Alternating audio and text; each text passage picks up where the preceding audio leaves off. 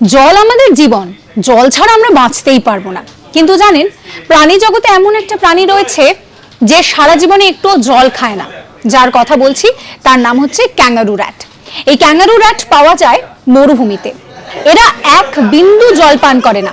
পরিপাক করার জন্য এদের কিন্তু জলের প্রয়োজন হয় না। তার জন্য এই যে প্রাণীর কথা বললাম, এরা কিন্তু খুব একটা ঘামে না।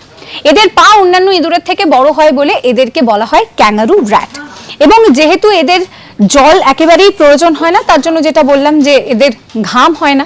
এবং একই সঙ্গে এই ক্যাঙ্গারু র্যাট অন্যান্য ইঁদুর প্রজাতির থেকে কিন্তু অনেক বেশি দ্রুত দৌড়াতে পারে। এরা সেকেন্ডে প্রায় 6 মিটার পর্যন্ত দৌড়াতে পারে। লম্বা লম্বা পায়ের জন্যই কিন্তু এই প্রজাতির যে ইঁদুর তাদেরকে বলা হচ্ছে যে ক্যাঙ্গারু র্যাট। ভাবতে পারছেন, এই ক্যাঙ্গারু র্যাট তারা কিন্তু সার্ভাইভ করে, তাদের পরিপাক ক্রিয়ার ক্ষেত্রেও কোনো রকম কোনো জলের প্রয়োজন হয় না। যেখানে জল আমাদের কাছে জীবন, সেখানে এই প্রাণীর কাছে জলের কোনো দরকার নেই। সাবস্ক্রাইব করবেন আজ তাক বাংলার ইউটিউব চ্যানেলকে।